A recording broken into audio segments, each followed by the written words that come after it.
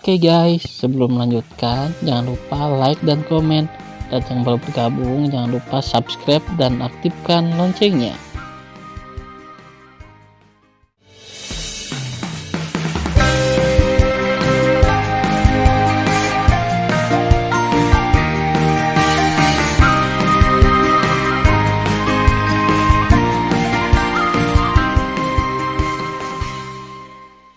Episode 384. Melanjutkan cerita sebelumnya. 1 jam kemudian, angin kencang menderu di atas gerbang gunung di lereng Gunung Suci Huangfu, dan pintu tempat rahasia Huangfu terbuka perlahan. Suara mendesing. Setelah iblis terbang bersama Tan Yun, ia membubung ke langit dan melayang di langit selama puluhan ribu mil. Bas. Kekosongan itu seperti riak air. Tan Yun melepaskan kesadaran spiritual, yang dekat dengan alam nadi ilahi. Seperti gelombang tak terlihat, ia meluas dengan cepat ke segala arah. Setelah waktu yang lama, Tan Yun menemukan 4 mayat tergeletak di pegunungan 500.000 mil jauhnya di utara. Dapat dilihat dari pakaian mayat-mayat itu bahwa keempat orang mati itu semuanya adalah diaken dari gerbang suci. Ruksue, tidak ada hubungannya, kalau tidak, bagaimana aku bisa menjelaskannya kepada kakakmu? Dalam kegelisahannya, Tan Yun terus melepaskan kesadaran spiritualnya dan mencari jejak Namong Ruksue. Ketika kesadaran spiritual meluas hingga 700.000 mil di utara, dia menemukan diaken penegak hukum yang memiliki tingkat 7 alam jiwa dan kehilangan 1 lengan. Dia mengendarai perahu roh dan melarikan diri dengan Namong Ruksue yang koma. Namong Ruksue pucat dan sekarat. Dada, lengan kanan dan lengan kirinya ditutupi dengan lusinan luka pedang yang mengejutkan di sekujur tubuhnya. Pada saat ini, di langit 30.000 mil di belakang diaken penegak hukum, perahu roh yang membawa 30 orang bertopeng hitam mengejar perahu roh murid penegak hukum. Menurut pengetahuan spiritual Tan Yun, semua 30 orang bertopeng memiliki pencapaian kultivasi spiritual, termasuk 10 dari 7 yang penting dan 20 dari 6 yang penting. 30 orang berdiri tegak di atas perahu roh. Mata mereka penuh dengan ketidakpedulian. Mereka jelas orang-orang yang terlatih. Tan Yun menemukan melalui kesadaran spiritual bahwa perahu roh yang dikemudikan oleh diaken penegak hukum adalah kapal subsakral kelas menengah, sedangkan perahu roh 30 orang berpakaian hitam adalah kapal subsakral kelas atas. Jelas, kecepatan perahu roh pria berbaju hitam lebih cepat daripada diaken penegak hukum. Jika Anda terus seperti ini, Anda akan terjebak selama lebih dari 1 jam paling banyak.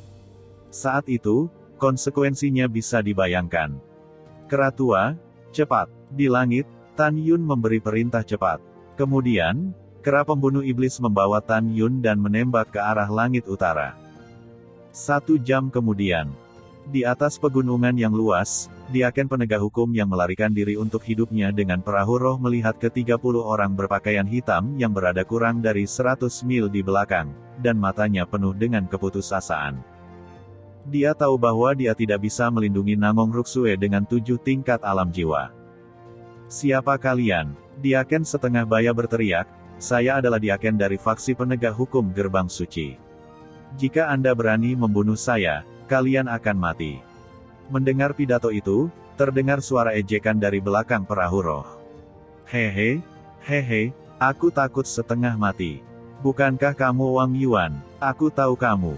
Wang Yuan, kukatakan padamu, selama kamu membunuh Namong Ruksue sekarang, aku bisa memutuskan untuk menyelamatkanmu.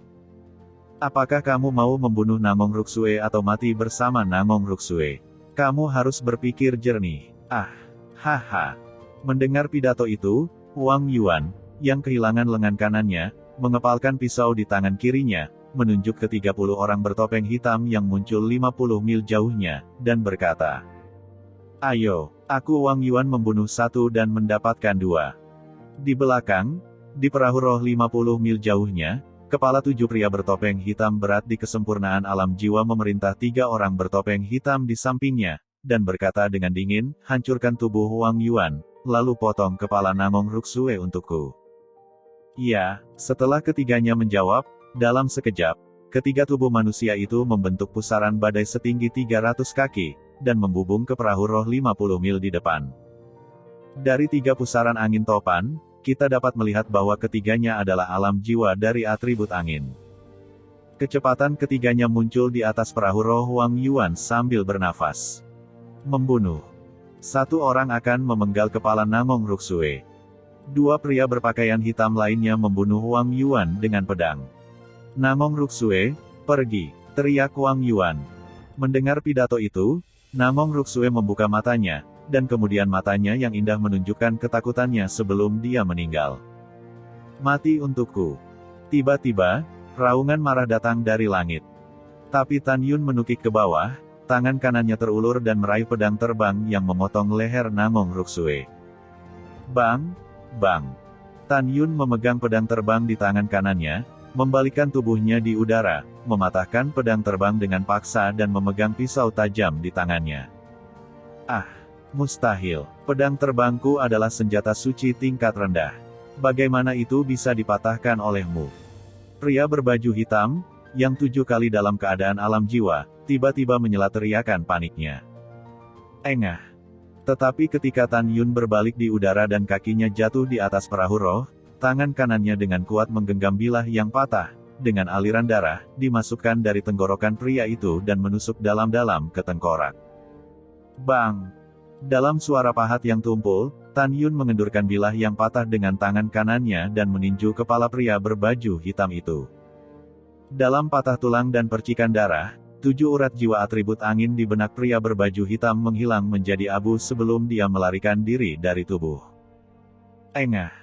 Pada saat ini, Wang Yuan di ujung perahu roh tidak dapat menahan 2 orang berpakaian hitam.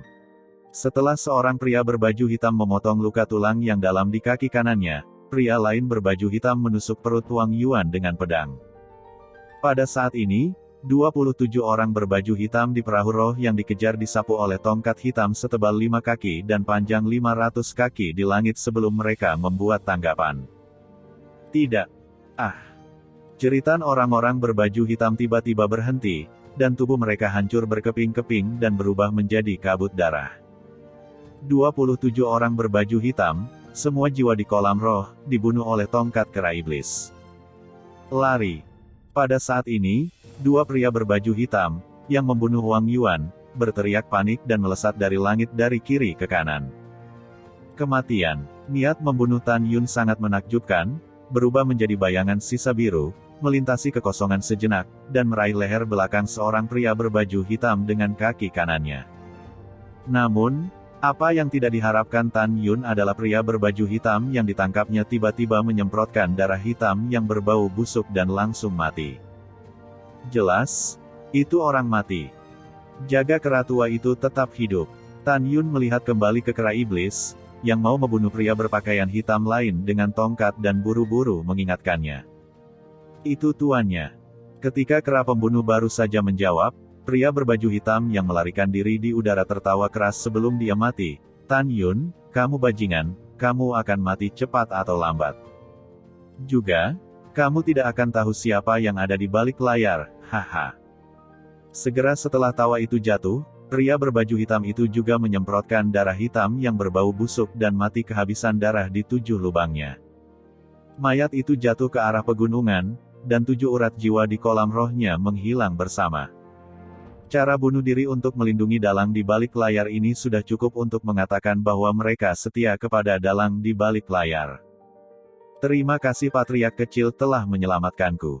Ketika Wang Yuan, yang terluka parah, hendak memberi hormat, dia jatuh di perahu roh dan jatuh koma. Tan Yun segera memeriksa luka Wang Yuan. Untungnya, itu tidak akan membahayakan nyawanya. Dia hanya perlu istirahat untuk jangka waktu tertentu untuk pulih. Patriark muda, terima kasih. Namong, yang jatuh di perahu roh, seperti salju, gemetar ketakutan, tubuhnya yang terluka, wajahnya yang pucat seperti kertas penuh ketakutan, dan air mata mengalir deras.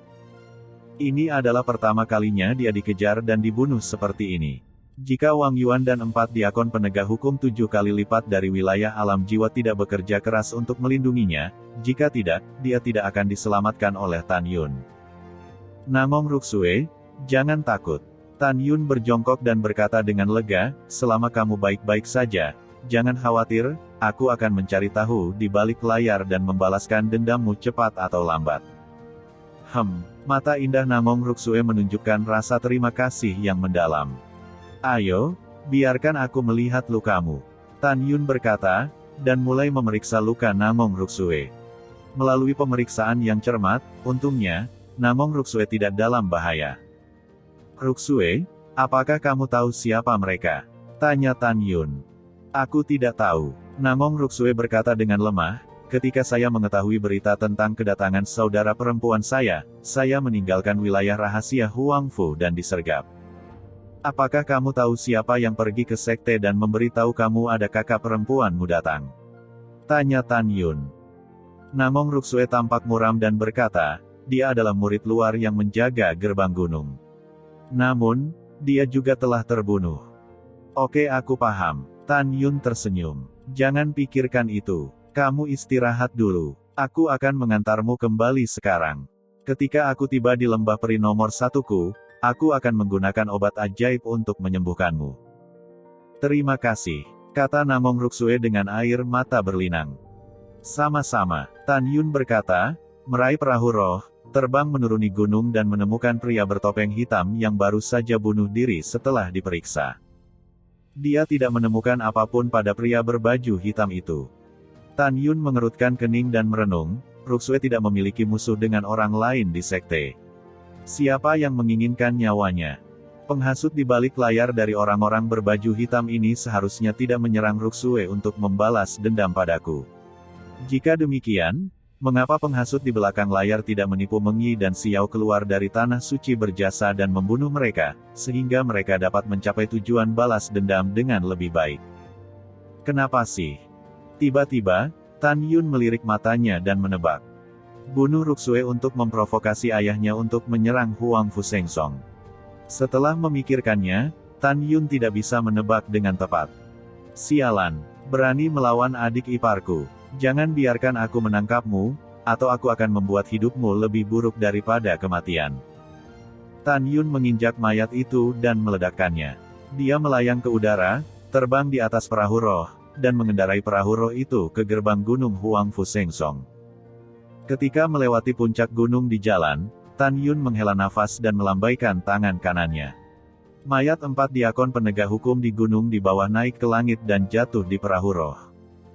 Kemudian, Tan Yun menyembunyikan kera iblis itu dan mengendarai perahu roh kembali ke Huangfu Sengsong. Ketika dia mencapai langit di atas gerbang gunung, Tan Yun memberitahu Yuan Fengjun apa yang telah terjadi dan menyuruh Yuan Fengjun untuk menguburkan 4 diaken penegak hukum yang mati. Adapun Wang Yuan, Tan Yun memberitahu Yuan Fengjun bahwa orang ini dapat digunakan kembali. Dia juga memberitahu Yuan Fengjun bahwa dia akan membantu Wang Yuan memulihkan lengan kanannya yang hilang setelah dia pulih dari cedera luka dalam. Selanjutnya, Tan Yun kembali ke tanah suci pelayanan jasa dan datang ke kamar tamu di lantai 2 aula utama di lembah peri nomor 1 dengan Namong Ruksue yang terluka. Tan Yun meminta Daniel untuk pergi ke taman eliksir Hausan dan mendapatkan beberapa jenis eliksir tingkat tinggi. Setelah meminum ramuan itu, Tan Yun menggunakan metode pembakaran yang unik untuk mengubah ke-6 ramuan itu menjadi obat cair dan mulai mengoleskan obat secara serius pada luka Namong Ruksue. Namong Ruksue berbaring di sofa dan menatap Tan Yun yang fokus di depannya. Untuk pertama kalinya, dia menyadari bahwa pria yang tegas dalam membunuh dan memotong dan yang tangannya berlumuran darah musuh yang tak terhitung jumlahnya ini memiliki sisi yang begitu hangat. Mau tak mau dia terlihat sedikit terganggu. Ruksue, kamu bisa memoles sisanya sendiri.